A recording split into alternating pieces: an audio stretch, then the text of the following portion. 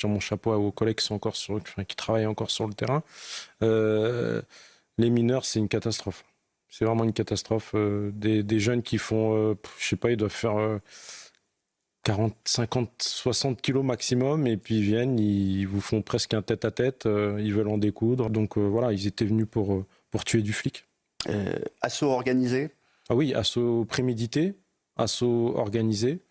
On avait vu certains tags dans certains quartiers de Seine-Saint-Denis dans la semaine. Là, bizarrement, ça a pris après, je pense, la sortie d'un avocat qui a allumé la mèche.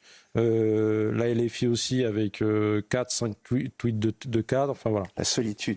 Voilà. Solitude. Donc quand c'est comme ça, le plus important c'est l'intégrité physique. Vous fermez le commissariat, vous êtes confiné le temps que les renforts arrivent. C'est vraiment désespérant. Sur les 9, il y en a au moins 3 qui ont participé aux émeutes de cet été quand même.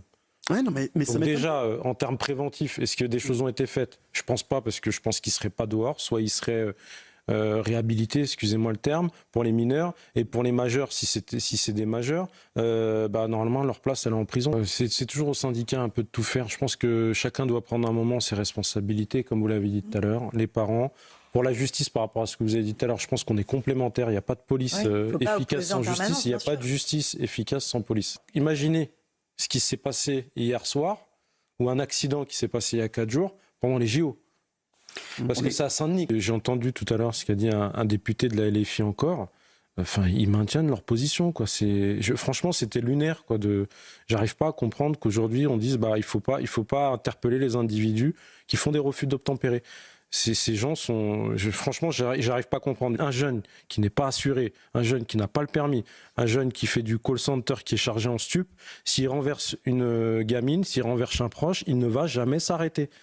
Donc quel est le rôle de la police? Nous, notre rôle, c'est de protéger les gens, en fait, qui n'ont rien demandé, tout simplement. Et tout à l'heure, on parlait le maire a parlé, moi je veux bien qu'il parle. Mais moi, quand j'étais tout à l'heure à la Courneuve, il y avait des groupes de 20 par-ci, des groupes de 20 par-là. C'est des gamins de 14 ans, il était 15h. Qu'est-ce qu'ils foutent à 15h un lundi? Moi j'avais cours, en tout cas, personnellement.